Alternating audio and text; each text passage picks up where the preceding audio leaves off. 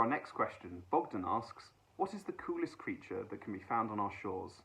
Well, I think that's a brilliant question, and it's one that's actually very difficult to answer because there's such a diversity and range of amazing creatures which can be found.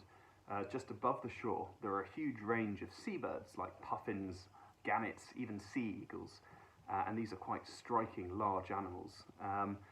And if you even just go a few tens of meters offshore, on some occasions, you can find some of the ocean's giants, basking sharks, minke whales, humpback whales, have all been spotted very close to our shores, and sadly, occasionally they may even wash up. But more frequently, if we visit a rock pool, there are plenty of species which can be found as the tide goes out. These include one of my personal favourites, the hermit crab.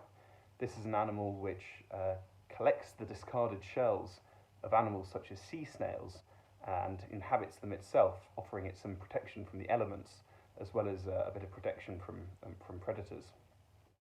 Hermit crabs can be quite vicious. They'll fight each other for control of the best shell, because the hermit crab with the best shell is the one that's most likely to survive and produce more offspring.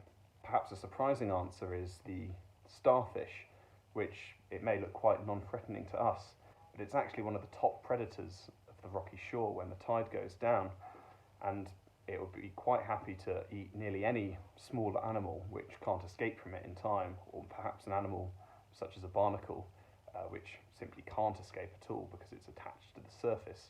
And you might find these in crevices or underneath a rock if you're hunting in the tide pools. But make sure you always put them back in the water, and if you turn over a rock, make sure to turn it back around the way you found it, because some animals really need to be kept moist and in the dark. So it's important to return everything to the state that you found it in. It's very hard to choose favourites. There are so many creatures out there. The best suggestion is go and have a look yourself, see what you can find, and tell me what you think is the coolest species, because that's a personal decision.